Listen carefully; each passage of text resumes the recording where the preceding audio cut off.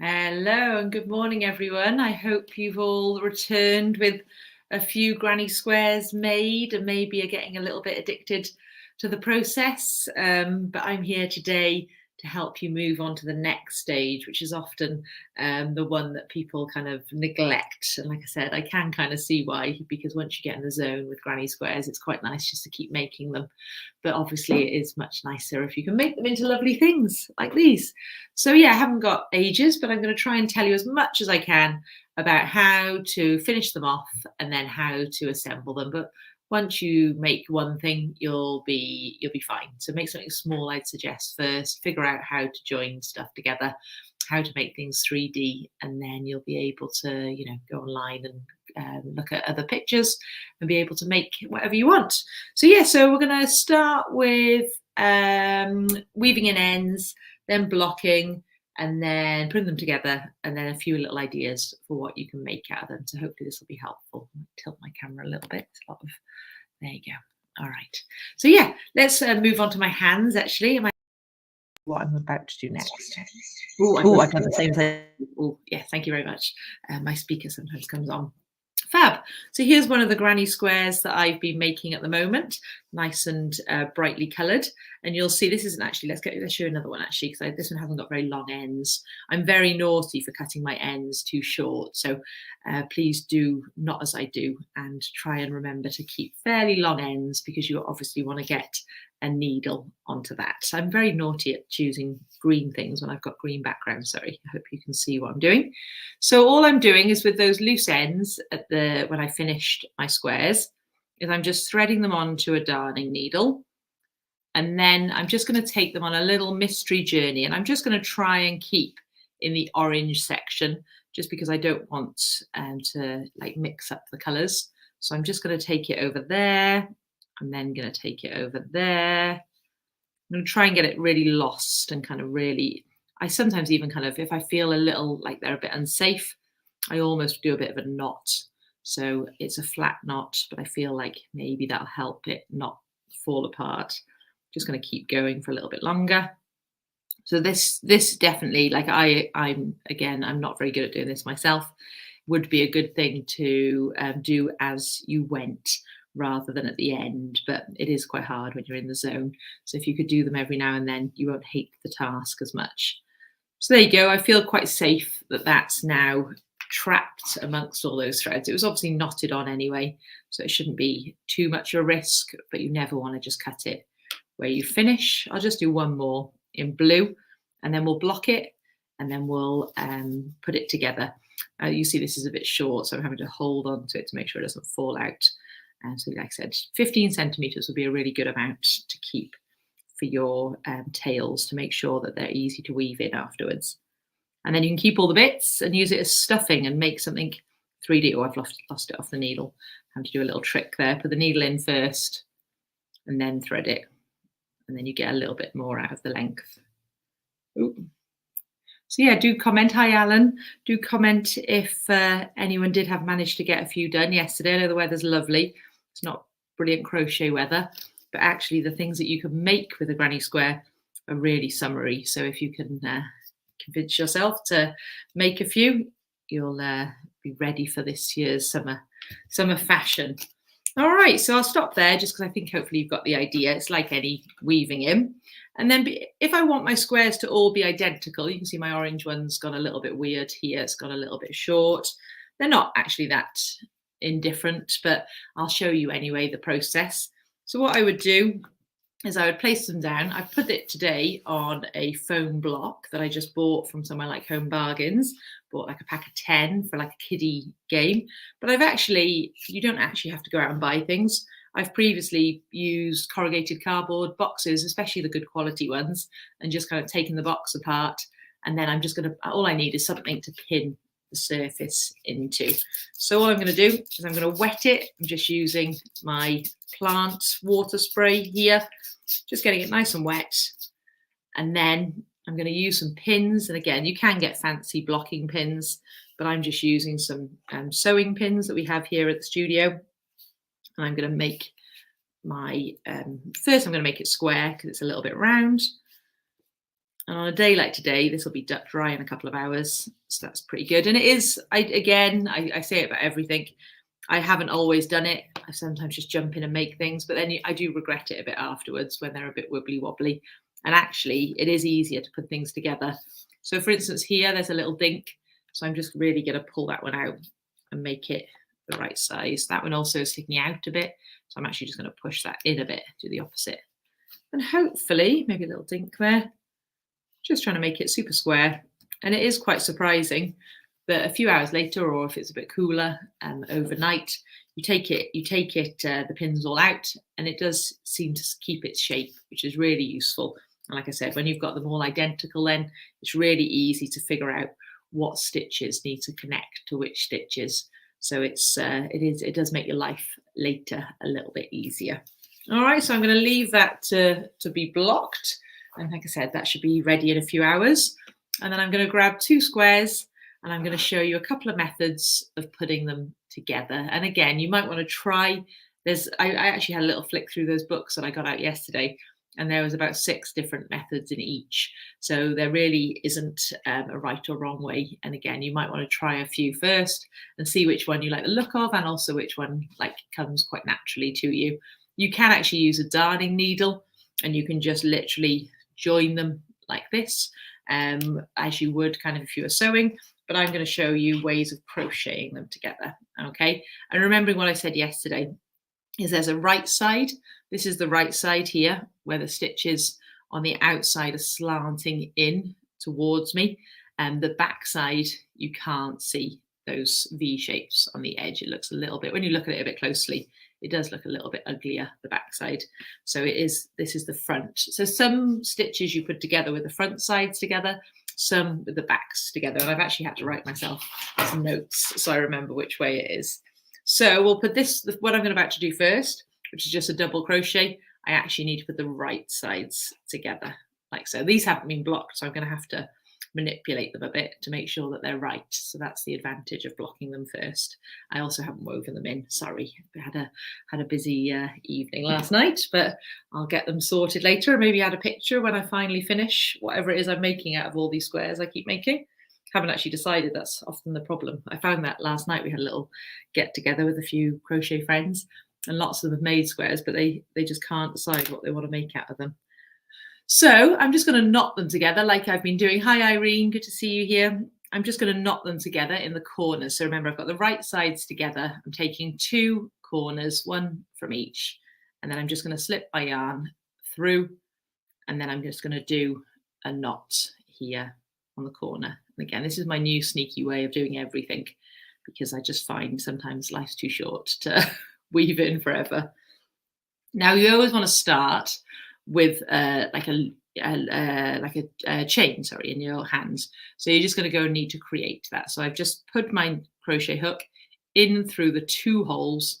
I've come out the other side, and then I'm just going to grab that yarn. So now I've got a loop to start with. All right, so I just need that to get me going. And this stitch is going to involve me finding, so this is my front one, the orange one. I need to find the back loop of my front one. All right, so that's that one. So when I say the back loop, you've got that little V shape. The one nearest me is going to be kind of I can't say, so would that be the back or the front? I guess that would be the front, actually. That would be the back, that would be the front, because we're looking at it backwards. Okay, I lied. So the inside one, we've got the inside edge of the V there. And then this one, it's the one on the inside. So you've got another V on the other side. So basically, I want to grab the 2 that are facing each other in the center, however you want to name those. So I'm going to go in through the inside one of that one, of the front one, and then I'm finding the one that's behind it, and then taking the inside one of that one. So I've got the 2 inside loops on my crochet hook there. Then I'm going to do a yarn over. I'm going to pull through those 2. And then this is going to be a double crochet, which is one of the smallest of the crochet stitches. So now I just do 1 yarn over, and then I pull it through the 2, like so. Let me do that again for you. So it's the inside one from my orange, and then the inside one from my turquoise, yarn over, pull through both of those, yarn over, pull through 2. All right, I'll do a few more and then you can see what it looks like then. So inside one, inside one. So they're really good. The good thing about crocheting things together is it's obviously a really nice strong hold.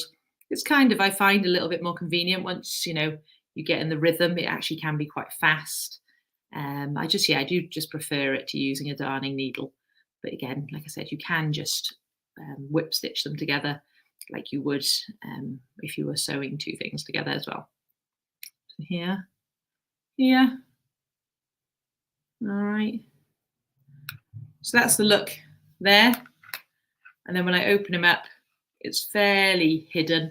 There's just these nice little straight lines all the way along. So again, I could have chosen to maybe do it in the orange and then it would have been almost invisible, or the turquoise, or I could have done, as I've done, a totally different color and made it stand out. You're never going to do it so it's totally invisible.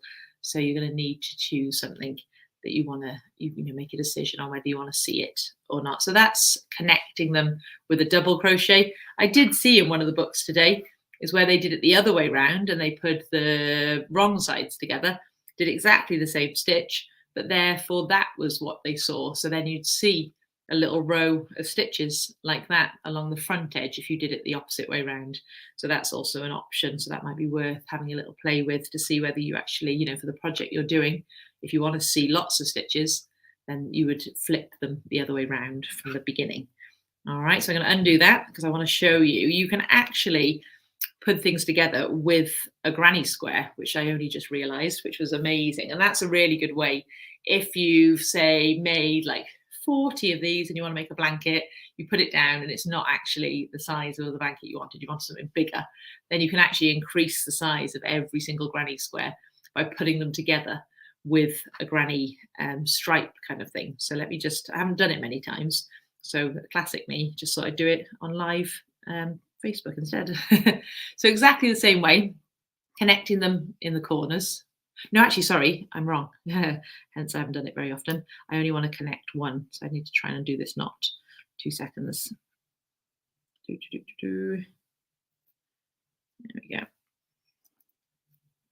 I really secured that well.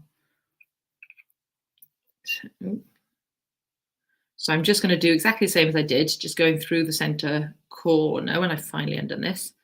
There we go. And I'm just going to go into one corner only, so just into there. And then I'm just going to do a double knot there, just to attach it. And I really needed to read my notes before I started this. Sorry, let's start again on this one, right? Granny square, putting them together. Let's put the wrong sides together. That's the first thing I need to do. Then I need to get my yarn. I need to take a corner. So sorry, wrong side. So my right side is facing me and the right side is facing the table there. And I'm just connecting it with a knot in the corner of the top one only. 1, 2. You find that about crochet. Even like I said, I haven't done this many times, but even things sometimes I've done 100 times. Sometimes when I'm asked to do them, I just go blank. So again, I need to create a chain to get started. So I'm just going underneath that hole, picking up the thread from behind and bringing it through to the front. And then I'm going to chain 3, which is going to act as my first treble. 1, 2, 3, like so. All right, so that's all connected.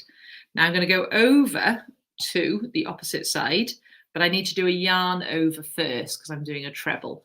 So this is, like I say, a bit trickier to remember, but once you've got it, it's a lovely stitch and it does increase the size of a project, which can often be useful. So yarn over, then I'm going into the same hole, the back right corner of my other opposite square. I'm going in, I'm picking up that yarn, I'm doing a yarn over, I'm pulling through 2, I'm yarning over, I'm pulling through 2. So it's the same stitch as we did yesterday to make a granny square, but we're just going to be doing it in the corner there. We're going to do that 2 more times in here. We don't do it in the first corner, otherwise it sticks out. We tried it once and it looked really ugly. So we're just putting this one here and it's basically like a little way of connecting it, to be honest.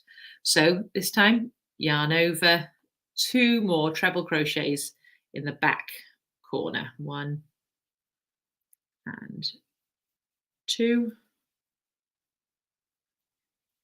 Okay. Then we need to do a chain of 1 because we're going along a straight edge. Like so. I'm going to put these now together. Okay, not together to hold them, sorry, just so they're at the same height. I'm only going to be putting my 3 stitches first in the front, then in the back, first in the front, then in the back. But I don't want to hold them like I was. I want to make sure they're held fairly closely together and then they'll look even afterwards. So I'm going to put 3 trebles inside the front hole now. So yarn over. Hi, Joanne. And I'm going to do 3 trebles inside there. 1, 2, and 3. I'm not holding them very well. It'd probably be better if I had like a pin or something to help me keep them still. And then I'm going to go at the back there. So that's the next one along. Oh, sorry, I need to do my chain first, 1 chain. And then I'm going to go into the back hole. So I went in that one already. I'm going into the next one along, this one here. So I'm going to go yarn over into the back hole, doing my 3 trebles. 1, 2, and 3. All right, then back to the front, my orange one. I'm going to do 1 chain first, do 3 trebles inside here. 1, 2, and oopsies, 2 and 3. So again, you could choose a nice contrasting colour or a colour that is already on the edges. We've got chain 1, nearly at the end, and then back into the back there. So yarn over. 1, 2, and 3. Into the corner. Chain 1 first. Into the, sorry, I'm off screen a bit, but yeah, so I just put 3 in there, put 3 in the back, about to put 3 in the front. 1, 2, and finally 3. And if I had some more blocks, I would literally just add them on now or go round the corner. If I wanted to go around the corner now, I'd do the corner the same way. I'd chain 2, put 3 inside. And again, if I wanted to keep going further back, I would go back into that one, come back into the front one. So you get used to it. Like I said, it's a bit of a weird process, but look at the effect. So now I've added a whole 2 rows of granny squares, 1 on the front one here, 1 on the back one here. And therefore, like I said, if I wanted to make my blanket bigger that I was maybe making out of these, I'd be able to really quickly add 2 rows. I think that was quite an easy process to do. So I'm quite excited to maybe put my blanket together like that, because I do like a big blanket. And you've just got the matching grannies as you had previously. So like I said, you just go into here next, and then you'd go into the next square and keep going like that. Or if you're at the border, you would go round. All right, so that's good. So thank you, Lisa. So making stuff, like I said, there's loads of ways of putting granny squares together, and I just thought I'd focus on like the 2 that I quite like doing. And then I thought I would talk to you a little bit about the things that you can make. So I've put this little kind of sketch together of the things that I like to make, and again I can share that afterwards. But you'll see. So for instance, I'll change the screen in a moment and come back and show you these in big. But we've got the bag, so that actually starts as a net like that. So it just requires 13 granny squares. This looks very confusing, but once you put it together in this layout, you suddenly just fold it all up and you've got a bag. It's quite amazing. The same with the beanie, you just make a loop that fits your head. And then this would require you knowing some bit of crochet, because you'd have to do rounds and rounds and rounds and decrease them every time. But again, that might be for another video. And then the cardigan is a pattern like this. So again, just a huge block of 38 granny squares and 2 half squares. Now we haven't done 2 half squares in this series, but you can easily find a video for those. I've been following a lot of videos this last couple of weeks by Sidar, SIDAR, D-A-R, I believe. And Katie Jones has been doing some really cool granny square videos for them. So they'd be worth looking at on their Facebook. They've got a Facebook page or on YouTube or imagine the website. And then there's also the little granny square box as well. So yeah, if anyone's there, I don't need my hands anymore. So if you turn them off, and then I'll show you the products in big, so you can see what you can make with them. So the box, for instance, let me just turn myself off, I think. There you go. Oh, I'm not sure if that makes any difference. Oh well, maybe they'll turn them off in a minute. So, oh, thank you. So this one was the first thing I made, and that was really easy. I just had 5 granny squares. I put them all together. I think I used the double crochet method for those in the front loops. I did then carry on, and when I did like a little row around the top, I did a few extra chains and then skipped a few holes underneath, and then had these like funny little handles. But the fun bit was actually doing this little net for the inside. I just cut out 5 pieces of felt that were the same size as my granny squares. I just sewed them quickly on the sewing machine.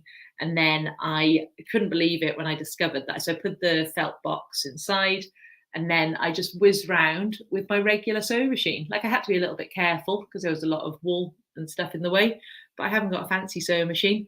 And I was just able to just go around all the edges. If you didn't have a sewing machine, you would be able to use something like blanket stitch or running stitch. So I just thought the lining just helped, obviously. I wish, this is a thing that I wish I'd blocked. My friend made one recently and she blocked it, and it looks so much better than this. It looks really square. But so yeah, you live and learn. So that's quite a useful little yarn holder. This was a bit trickier actually. This was crochet's granny square, but for those people who can sew, I made it like I normally would make a pencil case, but I just used obviously two granny squares on the front and 2 granny squares on the back. And that didn't work out perfectly because it stretched quite a lot. But you can give it a go. This was a nice one. It was a slightly different pattern that I used, and I made a sunflower first, and then kind of just increased it a little bit on the top. I just added a couple more rows of crochet just because my hot water bottle was rectangular. And then I just put the 2 sides together. I think I still would like to make a little modification where I just sew a couple of stitches here and a couple of stitches here so that you can still get it in and out. But as you can see, it's, oh, yeah, there you go. It currently just slides out a little bit too fast. But again, quite a cute little product. You could also add like even some little button straps or anything you might have at home. But it's a lovely cozy case made out of you just keep doing your granny squares until it's the size of the hot water bottle maybe that you have. And this hat is just literally, I use chunky yarn. So it's 6 granny squares, I think. 1, 2, 3, 4, 5, 6, yeah. But you could always use, if you were using double knit, then you could probably have extra rows on this. I've only managed to get 2 to make it fit round a head, but you would maybe be able to have like 4 rows if it was a double knit. And then I just connected them all together in one long strip. I added a couple of weave stitches at the bottom here, and then I just went round in rings. I'm not super happy with the fit on the top. I was just, as always, just making it up on the spot. And I was actually on a little trip with my family and just kind of keeping myself entertained. But anyway, yeah, I think the end product could be quite nice with a little bit more attention to detail. Here we've got just a cushion. So just 9 squares on the front, 9 squares on the back. And then rather than joining it properly, it's just been joined with a few strips of ribbon. And then again, you just join the sides. And again, I think maybe a couple of extra stitches have been added there. A few granny stripes. It looks like it's been attached with granny stripes, actually. I didn't make that one. My friend Sarah made that. And then, of course, the 2 favourite things are the bag. Look. The bag is that pattern I showed you earlier. So like 13 kind of squares laid out in a kind of strange net, but it does all make sense when you fold it together. And then when you've got it finished, I just started my navy thread by here. I did, I think, about 100 chains. I just kind of kept going until it was a nice fit on my shoulder. I connected it at the opposite corner there. And then I just crocheted all the way back. From memory, I think I did 1 row of double crochet. I didn't think it was thick enough. So then I connected it again at the bottom, and then I did another row of double crochet, and then I just repeated that on the other side. So I've got my 2 straps, and again, you could use a method like this to line it, and you could add some fabric and sew it in to make it a little bit more functional. Also, you could modify it and make it into a dress. And then the final thing that people love is the granny square cardigan. So like I said, the pattern for that is this thing here. So what we've got is this, the arms are made up of 8 squares, 4 at the front, 4 at the back. And then the back is made up of 4, 8, 12 squares. All right, 12 squares, 4 across each time. And then the front is also made up of kind of 2, 4, 5. And then I said like these half granny squares here, just to make it a little bit more shapely. And then it's just all put together. And at the bottom there on the cuffs, just a little bit of extra. It's like I think it was a treble crochet. And then these little stitches are called a popcorn stitch that have been added around the edge. But again, we've been making them here, and people have been just kind of pinning them together or even just using kind of scraps of yarn and just kind of roughly tying them together, having a little try on, and maybe therefore, if they needed to, increase or decrease the amount of rows. And also they've been making longer versions. Like I said, that was 38 squares plus 2 half squares to get a little neckline there. But yeah, it's been loads of fun. Like I said, it's been we plan to carry it on here just because there's so many different uses for it. So if you don't already, follow Lark Design Make, and I'm sure we'll still keep posting pictures, because the group last night who were here, they only a few of them finished their boxes, but loads of them have got some great ideas for big cardigans and things that they wanted to make, and jumpers. So I'm sure we'll be posting some pictures soon. Oh, thanks, Lindsay. But yeah, again, and the same to you guys. If you end up making anything, do share it with us, and we'll let others know of how much fun you can have making granny squares. No worries, everyone, and hope to see you again soon. And if it is useful, I'll scan and post that little picture now, just to give you some inspiration for when you have got your first batch of squares ready. All right, have a lovely day in the sunshine. Take care. Bye.